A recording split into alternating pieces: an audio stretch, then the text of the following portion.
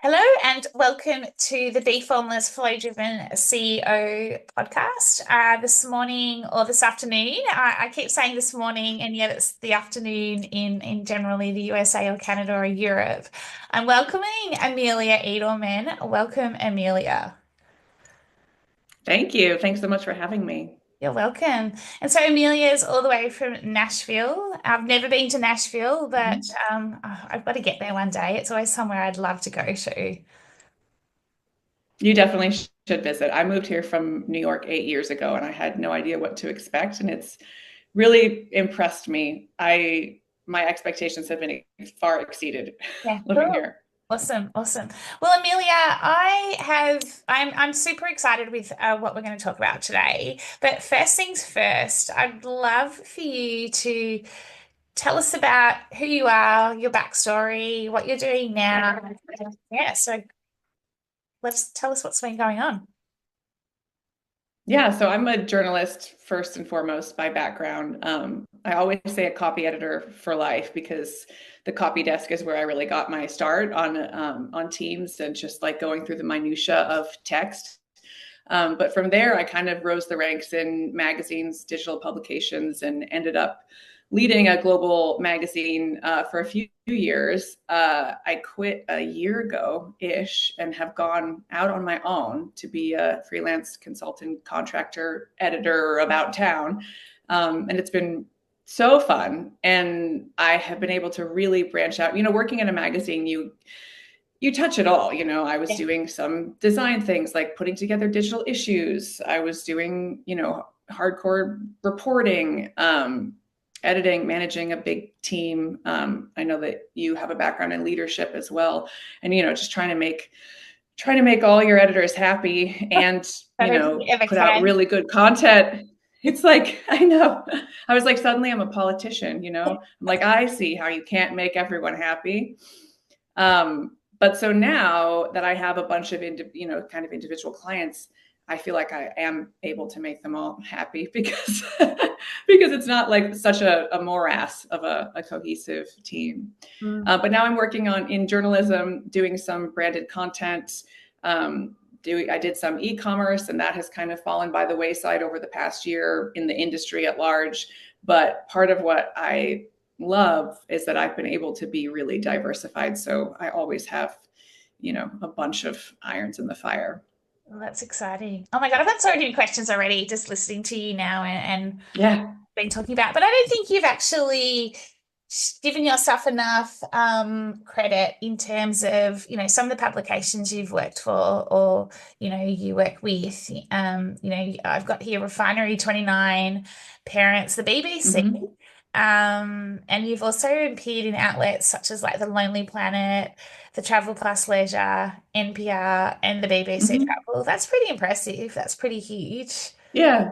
And most of those are still, clients and publications of mine that I'm still working with, just not in an on staff capacity. Well done. Like what a great career. And kudos to Thank you you. also for going out on your own 12 months ago. It's a pretty big step and it's one that I It admire is. because I think it takes a lot of courage and a lot of um, you know, exploring the unknown because you go from this, and if I can relate because you almost go from this, well, you've got this Mm-hmm. set income, you've got this set, yes, you've got that, all the responsibility, but it's then you go out into kind of all right, I'm doing this all on my own now. And it's almost like a bit of no man's land, but it's also like you have to take Yeah, for a sure. leap of faith. How did you find that transition? Like, yeah, what was that like for you? I mean, it was so much easier than I thought it would be. And much like moving to Nashville from New York, I was just like, oh, I should have done this years ago. But you don't know until you do it, Yeah. right? So then I'm just like, I was so worried. I was the breadwinner. I have two kids. My whole family was on my insurance. And like you said, it's a very, stable, salaried kind of way of living and working.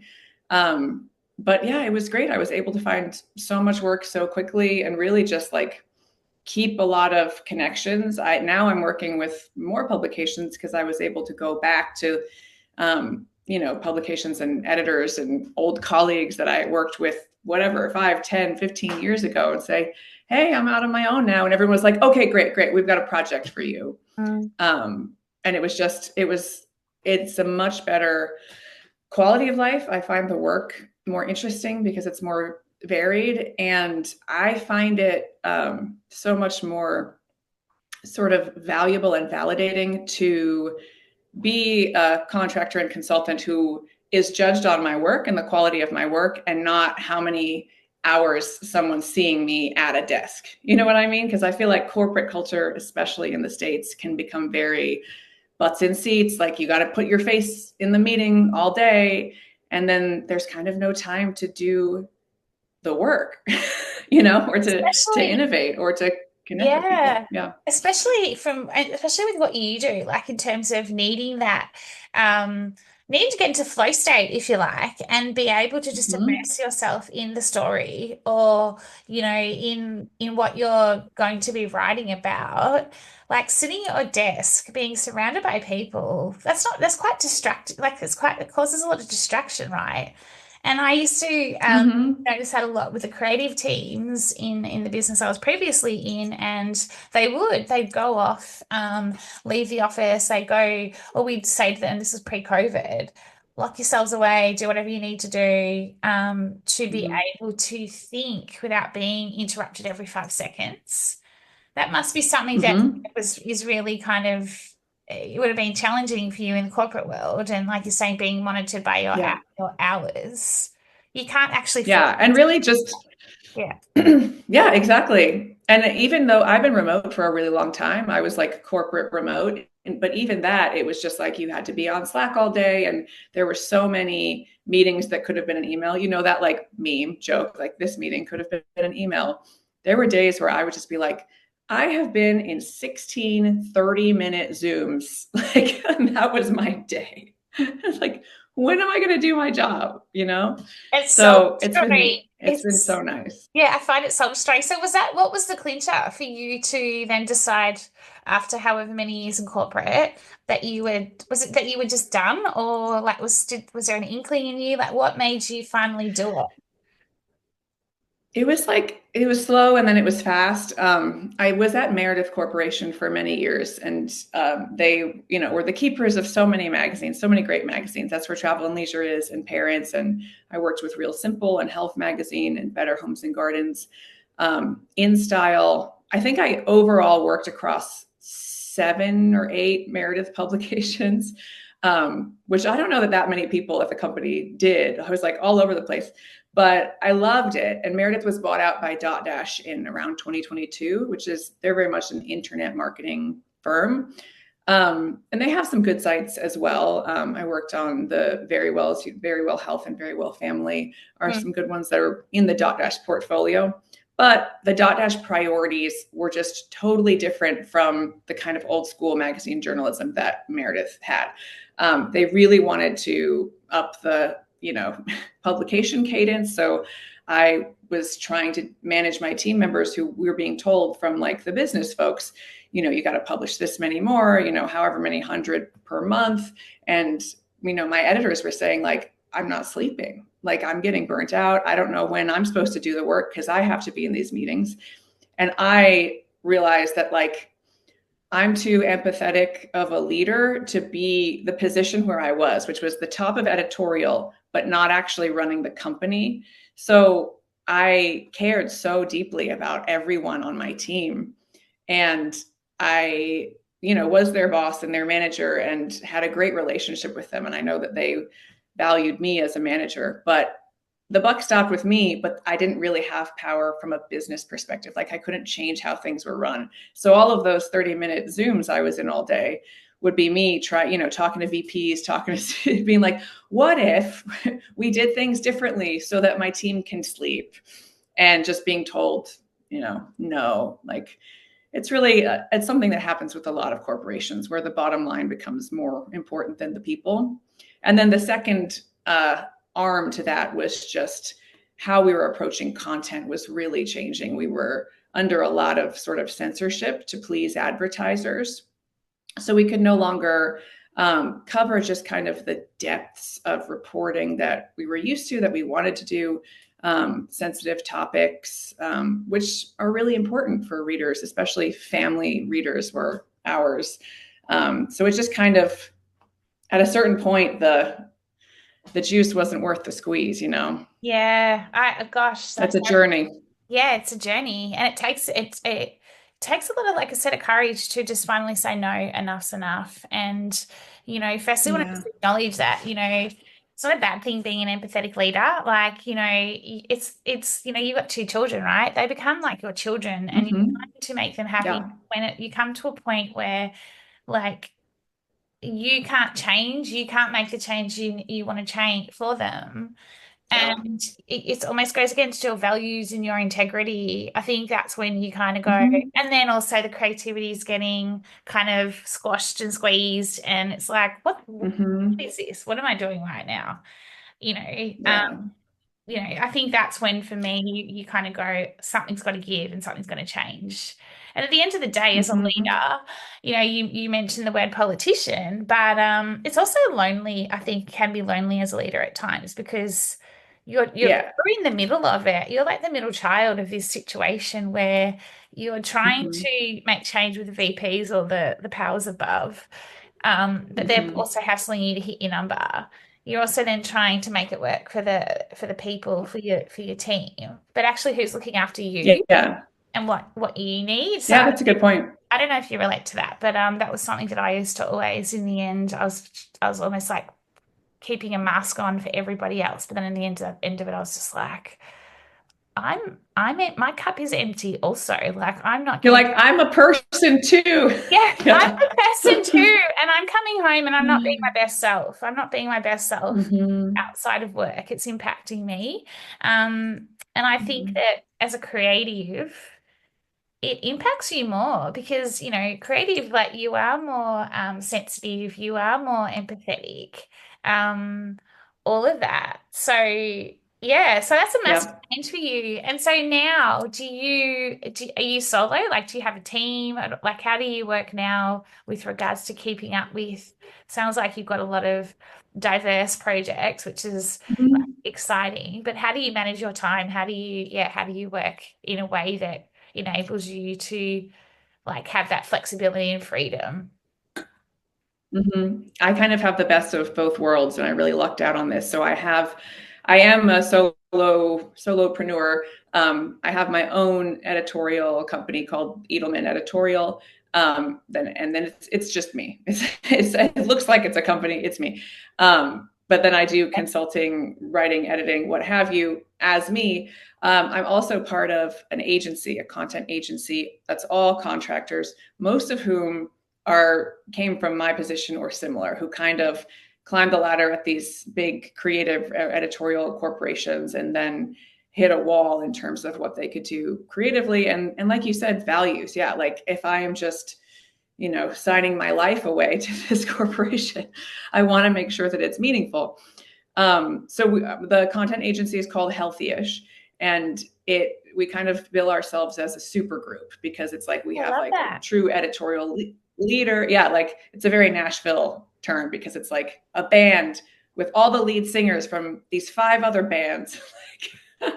But we're that as a content agency, and we have just like an all-star graphic designer, we have an SEO lead, and we have a bunch of just like really excellent, top-notch leaders in their fields, and we are then hired by brands within the healthcare space, which can mean all kinds of things. We've had clients who are actual medical practices. We've had clients that are in the fintech space having to do with health and food apps.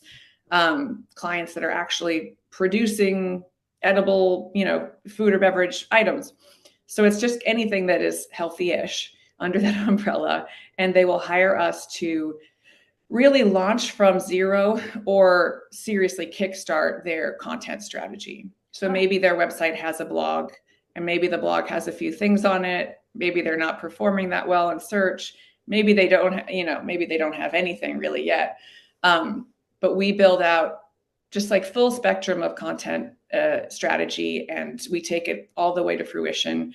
And we are able to do these best in class, best on the internet articles that are going to win at search, are going to have medical accuracy, are going to be fun to read. And they're so much fun and they really succeed. Oh, I love that. And I love That's my pitch. I love the way you, yeah, it's a great pitch. It's brilliant. How did you fall into that, or how did that come about? Like, were you just like, were you contacted, reached out to, or were you part of forming this band of like people? How did I know, kind of both. Like I got in at the ground level. My colleague, who is the founder of Healthyish, his name's Derek Flansreich, and he has a ton of background in health marketing and health content. We actually, I think, our paths crossed when he founded Greatest, which is another website, a startup. And we partnered with them when I was back at Refinery 29 around 2014, so like a full decade ago. But yeah, honestly, we just connected on LinkedIn. He really built the building blocks of like, I have this idea, I'm launching this agency, and and he was looking for an editorial lead. And I was like, hey, I just quit my job. it's so cool. Like it's But just so, so different too, right? It's a yeah, great way to build a business, and yet you've got yeah. flexibility and all the freedom, and you're not locked into Mm-hmm. just you work for them and that's it. Do you know what I mean? Yeah, and it's really scalable. Healthyish is growing really fast, but as we grow clients, we're also growing the number of people that we have to fit into each role. So we hired another graphic designer. We hired another editorial lead because the goal is to have, 50 clients and not me running all of their content. So No, no. we're But really making sure it's scalable. yeah, scalable, but also sustainable, don't you think? Like, like we can work and work and work, but that's not, for it to be scalable, I truly believe it has to be sustainable. It has to have like, For sure. that life work flow piece, which takes me into my next Yeah, question. How do you get yourself into your flow state or the zone where you're immersing yourself in, like storytelling is a trigger for flow, right? So how do you it's a neurological trigger for flow, but how do you get yourself into it when you're like writing yourself? Like what are your I guess what are your triggers for it in a yeah, positive I way? think it's interesting. Yeah, yeah, good triggers. I Yeah. think what's interesting to me is that I write so much more easily and I get into flow state so much more easily now that I have kids, because the kids have taken my day to day to like such a level of noise, love delightful noise, but it when they go to school in the morning, I find it so much easier to just be like, the quiet in the house is so noticeable, and then I sit down at my desk and I have my coffee and no one is like touching me and asking for a snack, and the change is so much different than when I was just on my like just a human adult being like, cool, I'm waking up in my quiet house and I'm making my breakfast in my quiet house. And then I'm going to sit at my desk in my quiet house. And I would struggle to like get into the flow state. But now I feel like it's just like, shoo, as soon as everyone's out of the house, that's all I need really. It's just to be in my house alone. And then I'm like, I got this.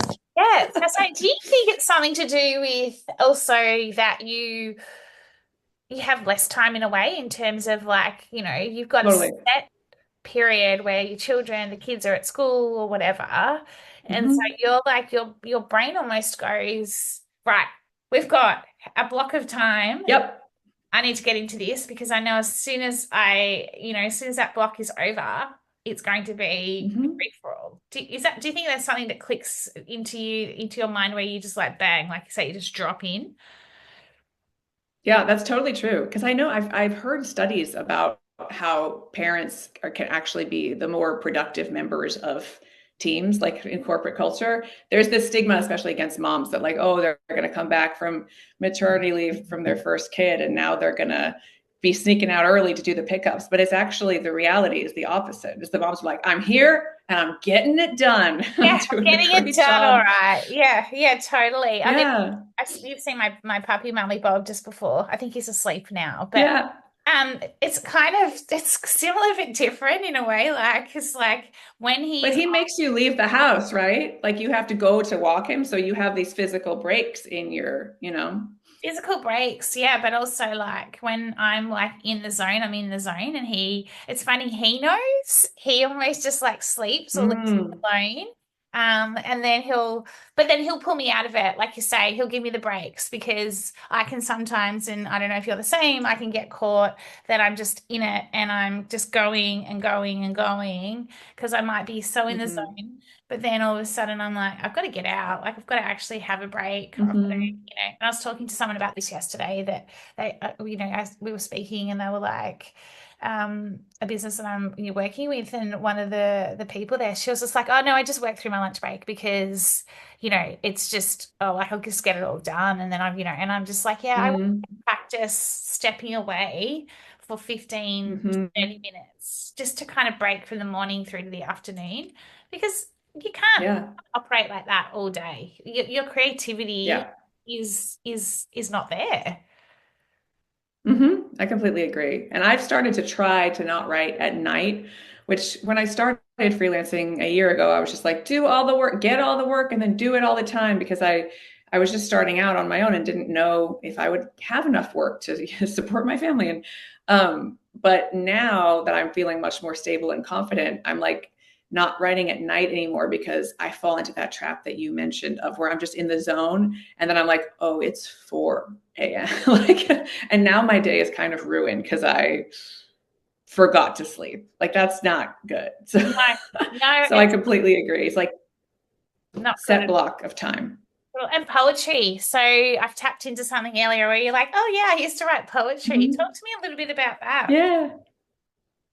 So I've always written poetry and I started honestly I think my first published poem I was in high school. I was a teenager.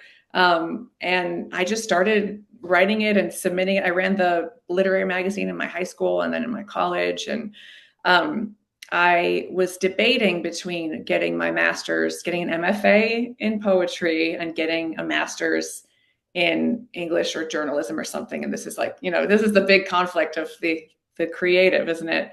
And I was just like, oh, my parents were actors, and we didn't come from much money, and there was just a part of me that was like, a master's in English is still pretty like woo woo with words. Like, it's not like I'm going to business school, but I was like, maybe I can pivot that into a career because I just really wanted to make sure that I could take care of myself financially. Yeah. Um, and I think it was a good decision. And luckily, poetry is something that it never goes away. You can always do it. One thing that I love doing when I moved to Nashville, I became involved with our local writing nonprofit. It's called The Porch, and it's wonderful. They do classes, they fly in authors from all over for readings and Heard of it. workshops. Um, what's that? I think I've heard of it. I think I've heard maybe, I don't know. Mm-hmm. Like, yeah, it feels like is it something that's well renowned in Nashville? Like, is it well known for something in Nashville? Yeah, I feel like Yeah, for sure. And I've made some of my best friends through the porch. But we did this really cool thing. They started a poetry on demand program where they would dispatch poets to different public events. Sometimes it would be like CMA Fest, or like the Country Music Festival, or the Southern Festival of Books, or just anywhere that there's a bunch of foot traffic. And you could come and you could sit with a poet, anyone, sit with a poet, tell them a story. They take copious notes. You go walk around for 40 minutes or whatever it was, and you come back and they read this poem based on your life story. It could be big, it could be small. Sometimes there were themes. And I got involved doing that. And it was so much fun. Some of these poems that we wrote, they would come back and you would read it to them and they'd just be in tears to feel oh wow. so sort of seen. And then we got a podcast deal from NPR, and turned the whole program into a podcast called Versify. So you can listen to that. It's That's really okay. fun. Cool. Yeah. The other thing I heard the other day was I was listening to a podcast or I was reading something, and it was talking about poetry and how poetry can make you really present, like reading poetry, Mm, writing poetry. It was just it really got my attention in terms of because we're living in such a distracted world and we jump between so many different yeah. things. And I was like, oh, that's fascinating. Have you had that kind of did you know that? Like, is that something that is, that you relate to, that it does make you be present? Like, yeah. Yeah, I completely agree. And I know the overlap of the poets that I know who are also like yogis or yoga teachers. There's a definite Venn diagram there, which would explain a lot of that commonality of being in the present moment. And Yeah. I also think that poetry is just, it's really authentic, and it's a way um, of expressing yourself that can be very vulnerable, but that can also be as like safe as you want it, because you're not having to write, expository prose and be like, and here's what happened and here's how I felt in a kind of like specific, obvious way. Something that I always hear from people in the writer sphere, they're always surprised that I don't write fiction, that I've never written fiction, because I've written essays and memoirs, and I've done ghostwriting and reporting and poems, you name it. And I'm like, yeah, well, the thing is, the commonality with everything I've ever written, that's a good writer's No, word, I everything know what you're saying. I've ever I've ever written, is that it is not made up.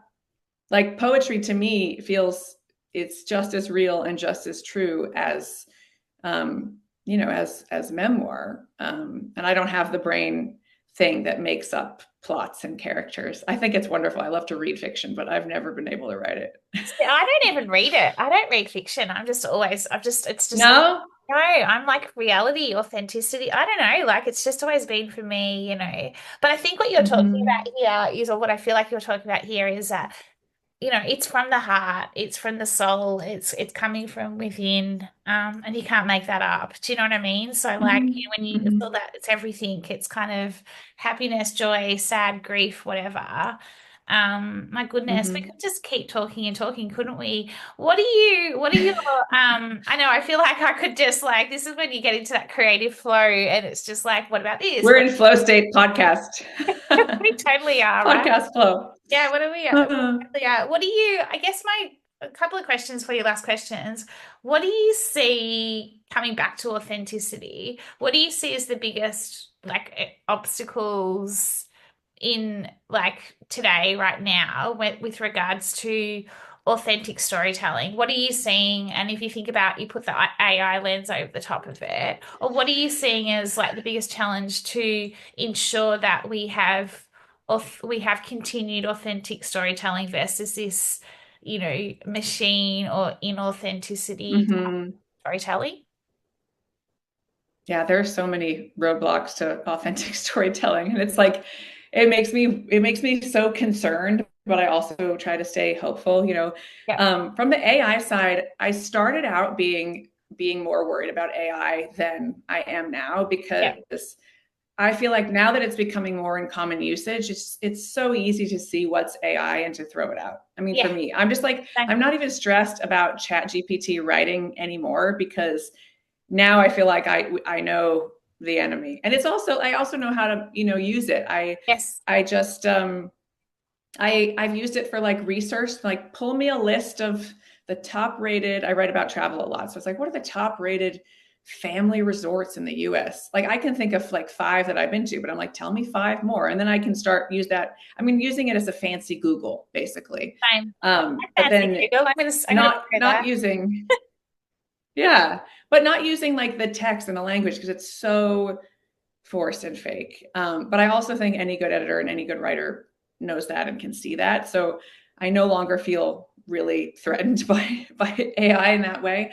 What I do feel threatened by, as so many of us do in the US, is everything the Trump administration is doing with to roll back DEI and to silence people's voices, because and to make people not feel safe. Mm, People from marginalized communities are just too busy fighting for their lives and their rights to even think about telling their authentic stories. And like thinking of other times, I was starting out in journalism. I graduated college in '07, was starting out in 2008, and I was in New York.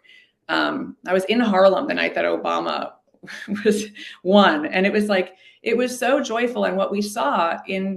in journalism and in content after that was so many more people feeling like, I can share my story. I can take up space now. Like I'm a person of color, but I'm in a country that values people of color. And the same thing has happened for queer people and trans people. You know, the more we see folks like us in leadership positions, I'm a queer mom, and I was so scared moving to the South and from New York. You know, I was in and around New York for like the better part of 30 years, and it was such a different change. And I was like, am I going to be able to continue doing what I do, which is telling my authentic stories? And how am I going to, you know, raise my son? I was a single mom for a while, and it has just like taught me that community is everything, and that the people that we surround ourselves with are the people who we make each other feel validated and feel legitimized and feel like you are safe, you can share your story, you are, you know, like, and it's this engaged community thing. And while it's happening in the States on the micro level, like in my city, in my community, it's not happening on the macro level right now. So I think people are really scared. Yeah. Yeah.